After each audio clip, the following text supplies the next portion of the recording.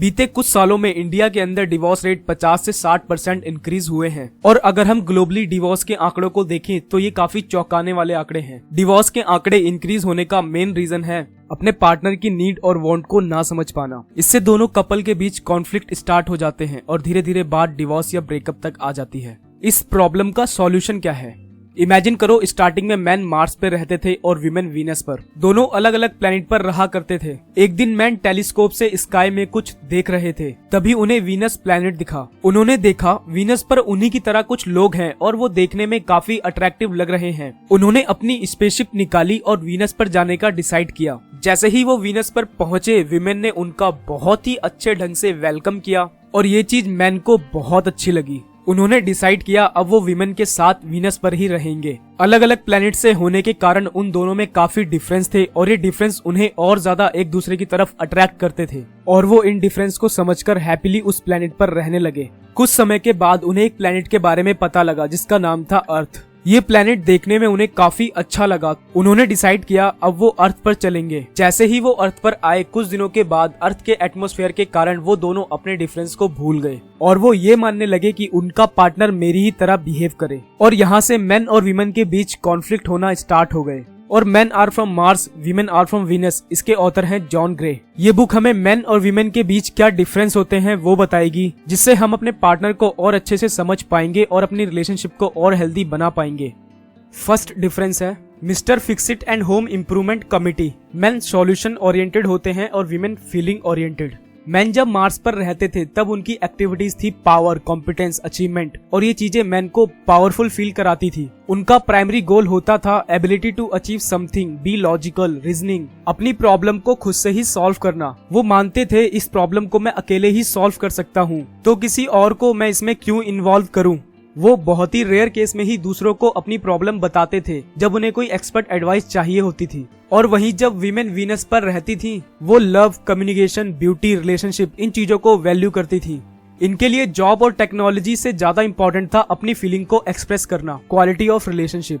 कपड़े कौन से पहनने हैं वो भी इस बात पर डिपेंड करता था कि वो कैसा फील कर रही हैं, उनका मूड कैसा है। और जब भी वीमेन सैड या डिप्रेस फील करती थी तब अपनी प्रॉब्लम के बारे में बात करके ही अच्छा फील करती थी। उन्हें सॉल्यूशन नहीं चाहिए था, वो चाहती थी उन्हें कोई सुने और उनकी फीलिंग को समझे। ऐसा करना उन्हें अच्छा फील कराता था। और आज जब रिलेशनशिप में वीमेन सैड या डिप्रेस फील करती हैं तो मैन उन्हें एक सॉल्यूशन दे देते हैं। इससे वीमेन और ज्यादा सैड फील करने लगती हैं और मैन को लगता है कि मैंने इसको इतना सोच समझकर एक सही सॉल्यूशन दिया, मुझे अप्रिशिएट करने की बजाय और ज्यादा गुस्सा क्यों हो रही है, जिससे दोनों में कॉन्फ्लिक्ट स्टार्ट हो जाता है। मैन को समझना है वीमेन को एम्पैथी चाहिए, सॉल्यूशन नहीं नहीं नहीं।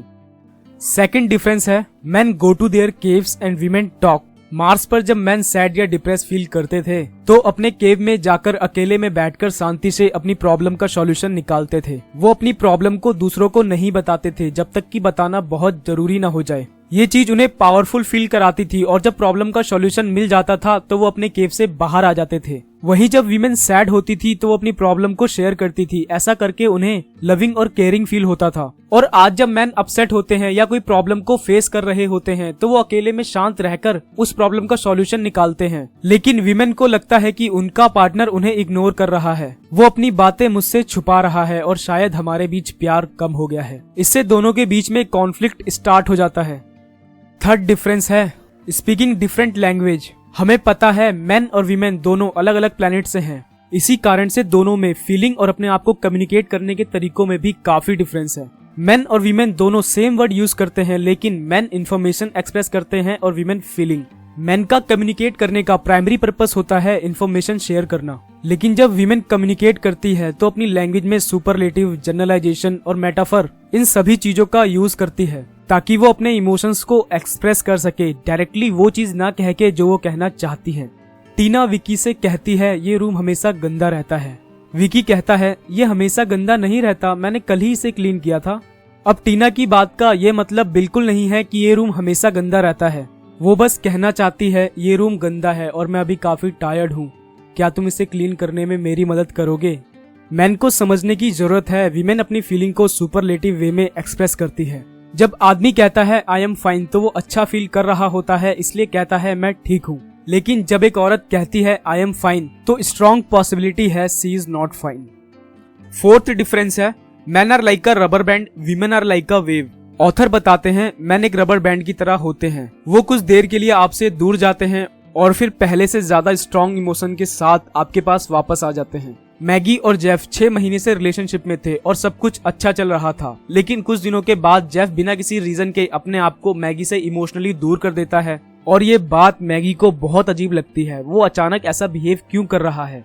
मैगी जितना कोशिश करती है उससे इस टॉपिक पर बात करने की सिचुएशन उतनी ही खराब होती है।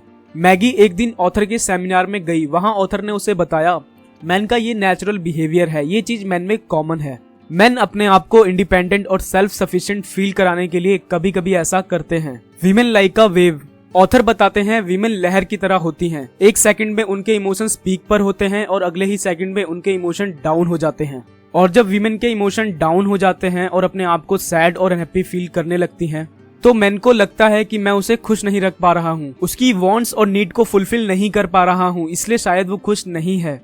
लेकिन मैन को ये समझना चाहिए कि वीमेन का कभी कभी सैड रहना उनका एक नॉर्मल बिहेवियर होता है और मैन को कभी इसे फिक्स करने के बारे में नहीं सोचना चाहिए, इससे सिचुएशन और ज्यादा खराब होगी। कुछ समय के बाद वीमेन खुद ही अपने आप में हैप्पी फील करने लगेगी। फिफ्थ डिफरेंस है scoring points with the opposite sex. Man इस तरह से सोचते हैं कि अगर मैं अपनी वाइफ को कार गिफ्ट करूंगा या किसी वेकेशन पर लेकर जाऊंगा तो ज्यादा पॉइंट मिलेंगे, और अगर एक फ्लावर या चॉकलेट दूंगा तो कम पॉइंट मिलेंगे। लेकिन वीमेन इस तरीके से नहीं सोचती, उनका पॉइंट देने का तरीका मैन से काफी अलग होता है।